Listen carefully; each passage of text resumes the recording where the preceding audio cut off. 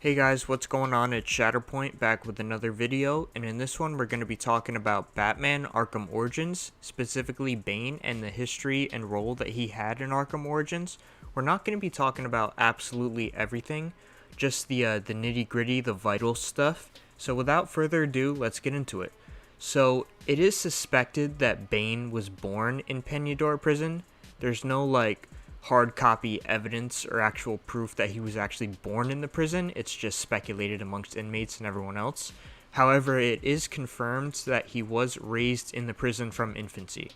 So the first years of Bane's life growing up in the prison were not all that memorable, but when he was 8 years old, he did commit his first murder.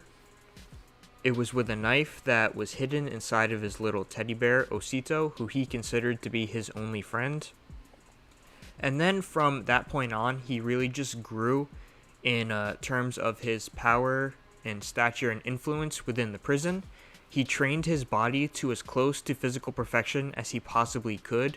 Same with his mind. He trained it to as close to mental perfection as he possibly could.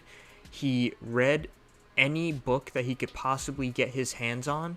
He learns things from the other inmates and other people.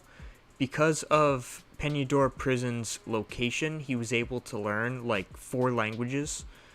He even became friends with the priest who taught him things and also taught him about the history of his people. Taught him that the Santa Priscan refugees helped build Gotham City, and this really intrigued Bane. And Bane just continued to grow in power and influence and stature. He was the leader of Peñador Prison, and this caught. I mean, he was the leader outside of the staff and the warden and everything. But this caught the eye and attention of the warden, and the warden decided to make Bane the main guinea pig for military experiments within the prison.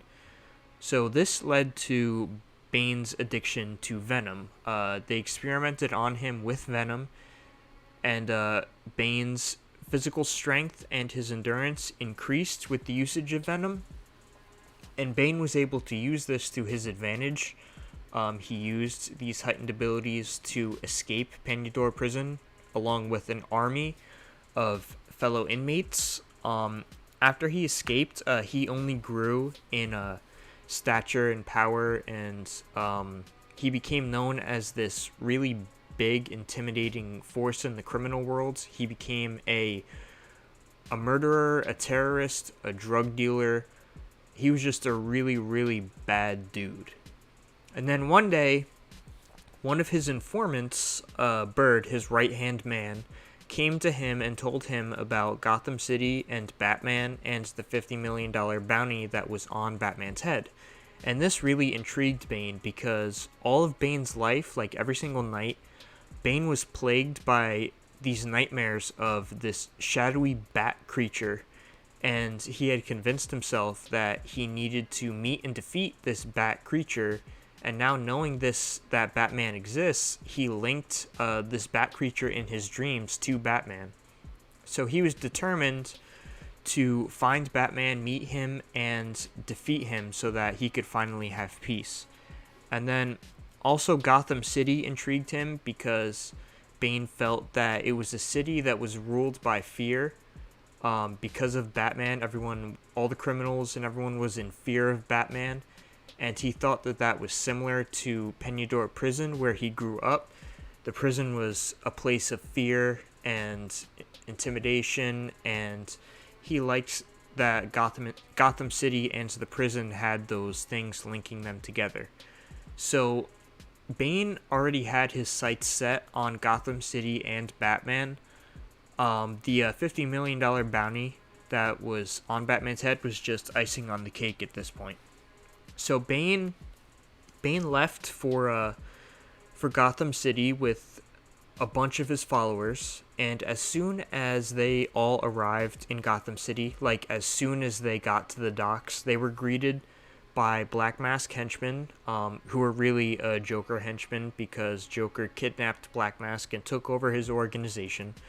But the henchmen met up with Bane to test him to see if he was worthy of potentially killing Batman and earning the $50 million reward for doing so.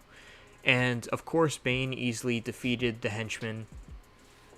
And then Bane took over a part of Gotham. He set up shop there. He became a drug dealer, selling venom on the streets to rally followers to his cause of taking over Gotham.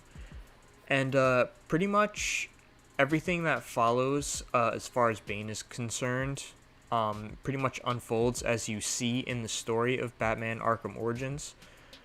But that was just a brief recap of the history of Bane in Arkham Origins. Thank you so much for watching, and I will see you in the next one.